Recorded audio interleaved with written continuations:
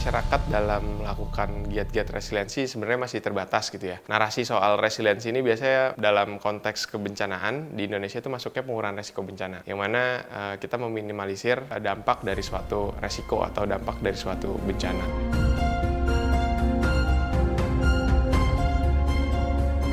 Secara singkatnya itu ya, kita itu lebih kayak bangkit dan pulih terhadap bencana tersendiri gitu loh. Bisa mencoba survive lah ya dari apa-apa yang terjadi sebelumnya, hal-hal yang tidak diinginkan gitu. Ya mungkin secara pembangunannya mungkin ya kita coba untuk pulihkan, terus juga secara psikologis kita coba pulihkan juga sih. Itu mungkin salah satu ya secara singkatnya resiliensi sih. Penguasa, penguasa, berilah hambamu uang, beri hamba uang, beri hamba uang. Penguasa, penguasa, berilah hambamu uang, beri hamba uang, beri hamba uang, beri hamba uang.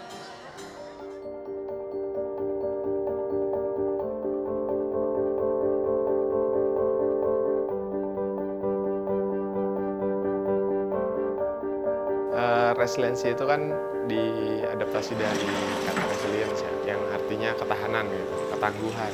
Jadi dalam narasi resiliensi itu dalam satu persoalan, dalam hal ini bencana atau krisis, setiap manusia itu mampu bounce back gitu, atau bangkit kembali dari situasi bencana atau krisis. Kalau dianalogikan, resiliensi itu sebagai daya lenting. Kita pernah bersentuhan dengan mistar besi, ketika mistar itu ditarik sampai bawah, dia akan balik lagi. Itu adalah proses daya lenting atau resiliensi. Karena ngomong skripsian. Iya benar, 7 berarti adik gue.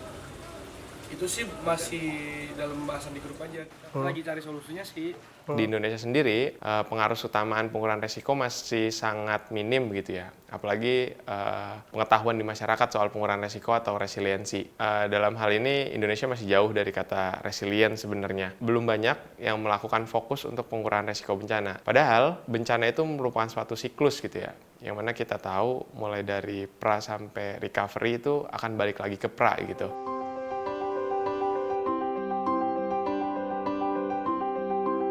Dalam aktivitas kami sebenarnya terbagi atas dua hal gitu ya di program, itu program dan riset. Terus ada program campaign juga untuk meningkatkan literasi edukasi kebencanaan di masyarakat. Kalau program sendiri kami melakukan community building, ya, pembangunan komunitas resilient, community building resilience di beberapa tempat gitu di Jakarta dan Banten. Dan kami juga mendorong anak-anak muda di Malang untuk membangun komunitas resilience-nya gitu ya. Dan kami juga aktif di penanggulangan darurat, pada akhirnya juga seperti itu.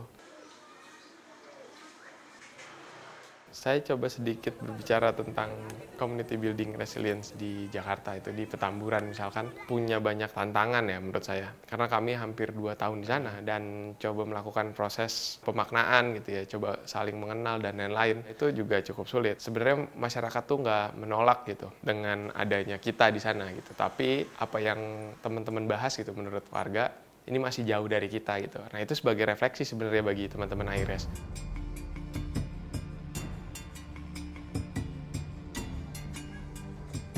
Petamburan kan cukup padat ya, data BPS itu 32.000 orang gitu ya. Mereka punya modal yang cukup menarik menurutku, yaitu modal sosial gitu. Walaupun di masyarakat kota, mereka tinggal di kota gitu ya, tapi mereka nggak bisa terlepas dari guyub gitu. Maka dari itu ketika ngelihat Petamburan ya ngelihat kampung kota gitu. Karena dari kepadatan itu mereka membangun struktur sosialnya. Nah, jadi dalam penguatan resiliensi udah ada satu modal yang cukup untuk meningkatkan kapasitas-kapasitas yang lain kayak gitu.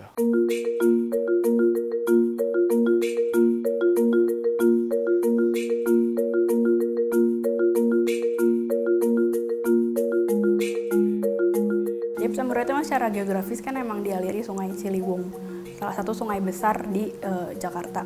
Dari aliran sungai itu dan masih penataan wilayah kota di Jakarta ini khususnya Petamburan itu belum baik untuk menghindari risiko banjir gitu, entah banjir kiriman ataupun dari curah hujan yang tinggi di Jakarta. Terus kalau ada kebakaran, yang kita tahu ini Jakarta banyak kampung kota dengan kepadatan penduduk yang cukup tinggi, kabel-kabel listrik yang masih belum rapi alirannya, jadinya itu bikin rentan kebakaran. Pas lagi bangunan-bangunan di Jakarta itu banyak yang belum tahan api gitu, jadinya jadi salah satu penyebab kebakaran tinggi juga di Jakarta. Aku pikir teman-teman program bisa. Tapi so far kalau dari yang aku seneng tuh kalau Petamburan sebenarnya warganya tuh solid dan punya semangat untuk belajar tentang hal baru ataupun mengembangkan diri atau komunitasnya. Pertama itu banyak sih yang udah dilakuin. Pertama tuh mereka mengembangkan kapasitas itu dari pengetahuannya dulu. Mereka cari tahu langkah-langkah pengurangan risiko bencana itu seperti apa. Itu biasanya kita bangun diskusi atau workshop gitu sama Karang Taruna tentang resiliensi dan kebencanaan. Nah, nantinya itu biasanya anak Karang Taruna itu bisa menyebarluaskan materi yang mereka dapat itu ke warga sekitar. Banjir 5 tahunan tuh, ya kan? Terus udah surut nih, cuman kondisi kali itu masih penuh. Proses kan? Nah, itu seharusnya udah bisa diantisipasi. Ekonominya lemah, ketika ada bencana, itu langsung hancur. Tapi kalau ekonominya kuat, ketika ada bencana, dia masih bisa bertahan.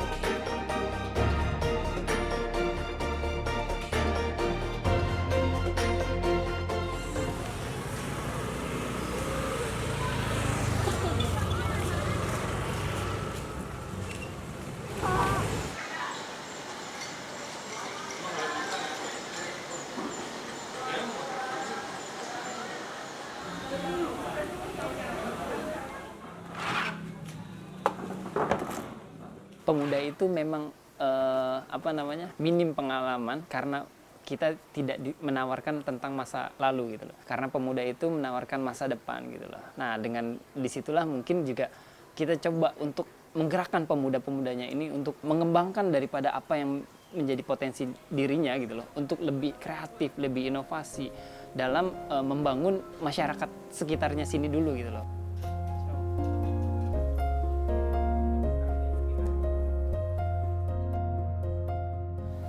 Dan ini kita alhamdulillah dapat penghargaan dari anggota DPD RI Bu Fahira Idris, penghargaan sebagai tokoh pemuda Indonesia yang bermanfaat untuk masyarakatnya. Serta juga kita ada nih penghargaan dari Wali Kota Jakarta Pusat sebagai Karang Taruna berprestasi juara 2 di tahun 2022 di tingkat Provinsi DKI Jakarta. Sebelumnya kita memang sempat vakum dalam waktu cukup lama gitu, makanya kita coba mengaktifkan kembali dan pada kesehariannya pula sekarang ini kita ya berkegiatannya berdiskusi, terus juga saat ini juga kita sedang ada unit teknis dari Karang Taruna Petamburan, salah satunya Qatar Corner. Dari Qatar Corner sendiri kan mencoba untuk mewadahi teman-teman yang belum bekerja itu untuk bekerja dulu di Qatar Corner gitu loh. Dengan ya kita secara sukarela, secara urungan, dan kita pun di sini menjadi tempat pemberdayaan daripada teman-teman yang nantinya akan bekerja lebih baik lagi gitu loh. Lebih lebih tingkatannya lebih profesional lagi gitu loh.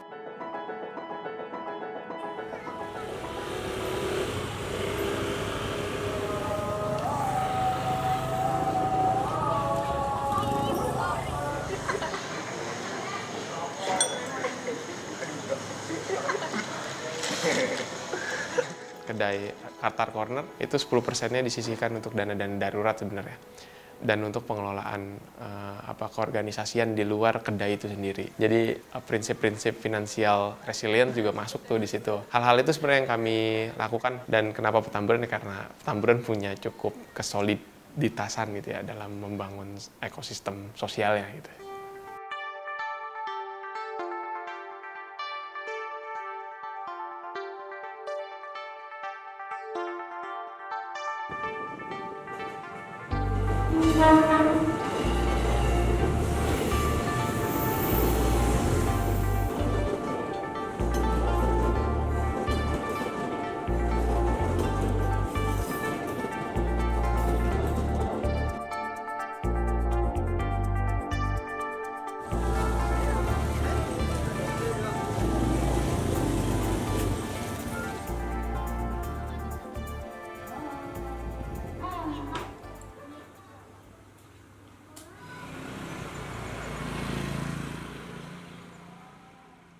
Kalau wilayah RW 03 kita terdiri dari 16 RT,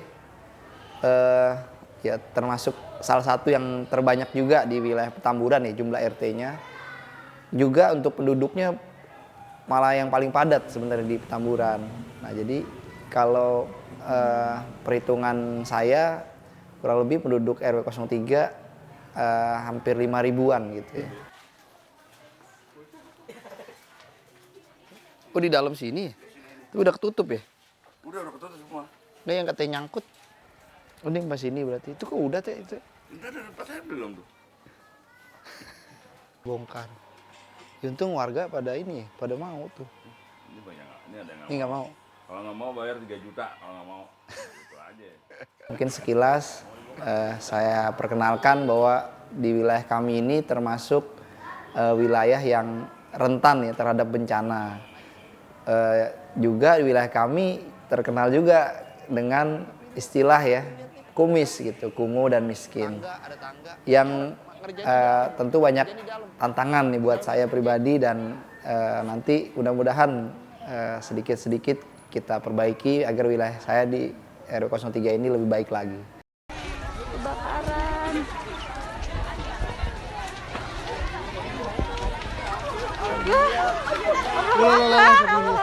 Air gede banget. Si Ramses sana yuk. Dari si Ramses ya harusnya. Harus langsung.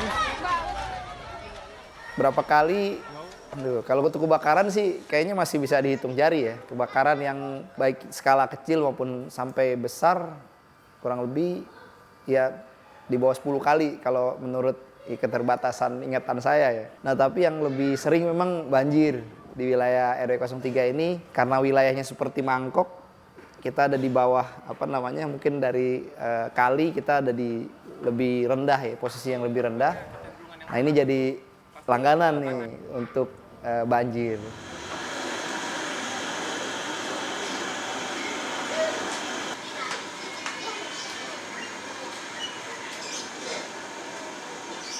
Kalau kebakaran yang pasti banyak faktor ya memang kalau untuk kebakaran.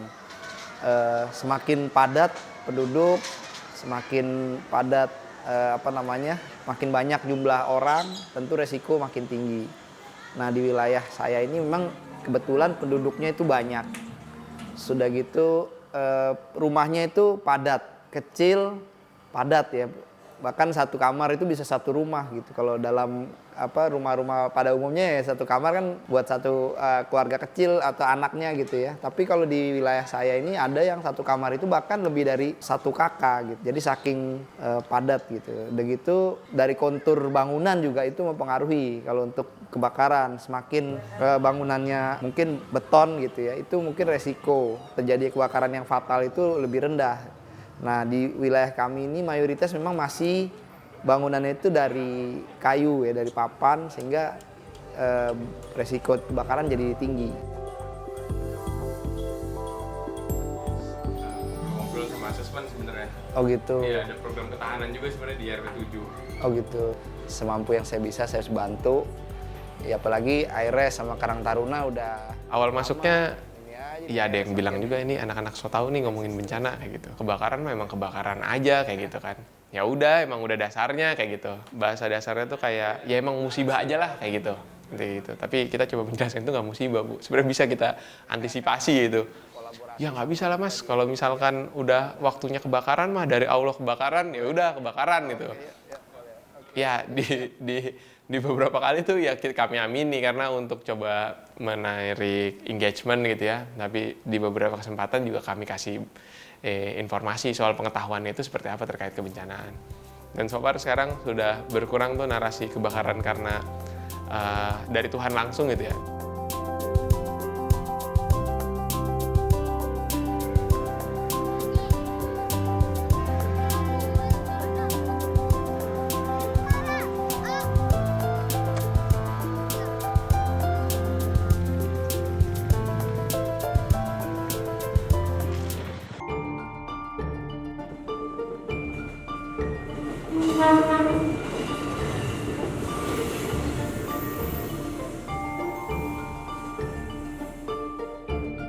Jakarta hari ini, kita tahu sebenarnya dampak dari padat penduduk apa gitu ya. Kita bisa membaca itu. Dampak dari kepadatan penduduk adalah permukiman yang perlu dikelola, kayak gitu. Permukiman yang perlu dikelola itu permukiman yang seperti apa misalkan. Permukiman yang nggak menyebabkan masyarakatnya terkena bencana gitu misalkan.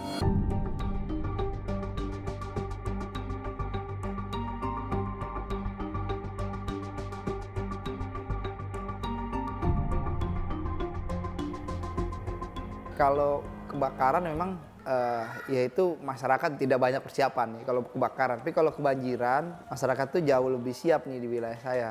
Terutama yang disiapkan oleh masyarakat itu mereka seperti udah punya di rumahnya itu udah punya tas-tas sendiri nih, terutama untuk berkas-berkas yang penting ya, kayak sertifikat rumah, kemudian akte lahir, kemudian kartu keluarga. Itu biasanya mereka punya tas sendiri tuh. Bahkan harta yang disimpan itu dia punya harta persiapan seandainya banjir itu udah diamankan di tempat yang aman gitu ya.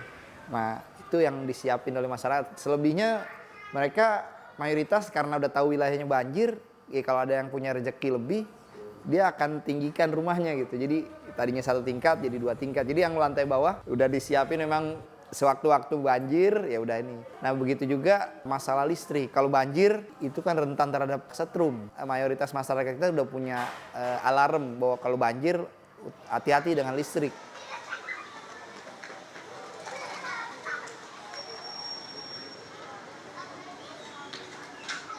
Salah satunya yang menjadi faktor berkurangnya mungkin ya kesadaran dari masyarakat itu sendiri sih terhadap bahayanya penggunaan alat listrik itu, dan juga penyuluhan yang dilakukan oleh RT, RW dan juga FKDM, penyuluhan terkait bahayanya tumpukan-tumpukan listrik itu kita bekerja sama. Mungkin ya dengan penyuluhan itulah alhamdulillah tuh Petamburan jadi berkurang gitu loh, dan mudah-mudahan sih semua masyarakat sudah sadar dan setidaknya jangan sampai ada lagi bahaya kebakaran, karena kan Petamburan ini rumah-rumahnya itu padat banget gitu lah.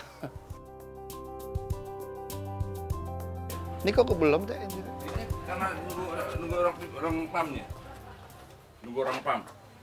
Oh nunggu. Oh baru dilepas dulu baru dipasang gitu ya? Iya, nunggu PAM doang. udah dicoba. Oh ini udah ya. Baru dinaikin. Dan ini ntar gimana nih? Nggak ngalir ke sono.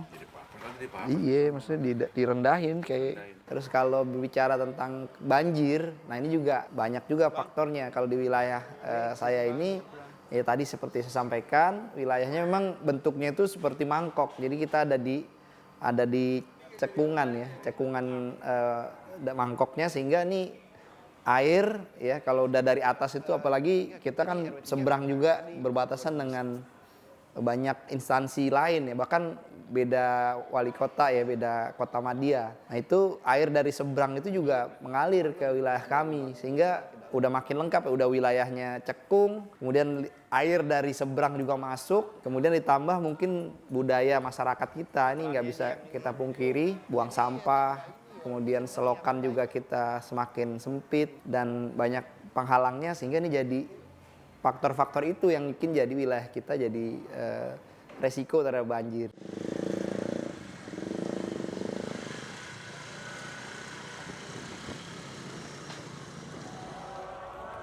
Dan banjir pun kita tidak bisa pungkiri di Petamburan itu, karena kan masih tetap wilayah yang rawan banjir gitu loh. Nah mungkin dari sana kita bisa belajar lagi terhadap penanganan banjir, terus juga meluaskan simpul-simpul sosialnya gitu loh, supaya nanti tuh ke depannya ketika banjir kita lebih tertata lah gitu loh, lebih tertata, jadi nggak ketika kebakaran juga kita nggak panik gitu loh ya. Insya Allah lah, mudah-mudahan ke depan lebih baik lagi masyarakatnya gitu loh.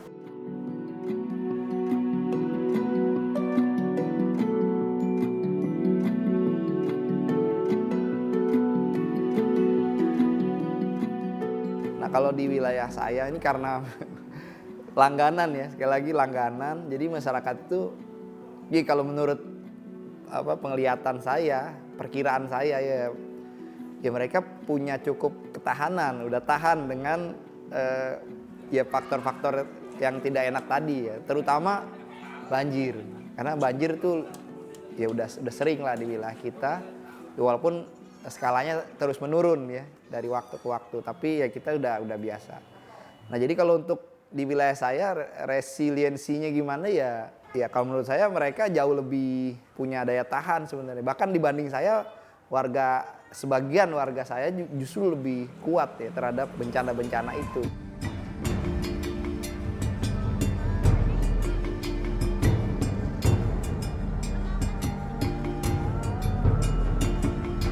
Wilayah gitu, baik bencana hidrometeorologi, terus Harapan untuk warga Petamburan dan teman-teman Karang Taruna juga itu dijaga semangatnya untuk terus belajar dan juga kita berproses bareng-bareng untuk mengimplementasikan pengurangan risiko bencana yang ideal seperti apa gitu. berarti ada potensi itu ya. Ini itu jadi trigger. Ya kalau secara iniannya ya intensitasnya itu ya bisa Saya berharap walaupun di tengah kesulitan, ya kerukunan, ini terutama kerukunan kita menghadapi kondisi apapun yang terjadi ke depan itu tetap ada. Jadi kalau udah rukun, damai, insya Allah kesulitan apapun ya, walaupun berat, sulit, kita rukun, kita guyup, insya Allah akan bisa dihadapi bersama gitu.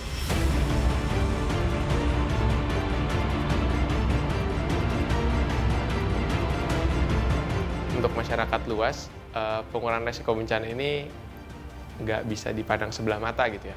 Karena setiap harinya kita akan merasakan disrupsi-disrupsi itu, apapun bentuknya. Dan disrupsi-disrupsi itu bisa menyebabkan sebuah bencana. Kita mesti memisahkan sebenarnya antara masalah dan bencana. Nggak semua masalah itu adalah bencana, tapi bencana itu adalah masalah gitu. Maka dari itu kita mesti bersama-sama mendorong pengurangan risiko bencana.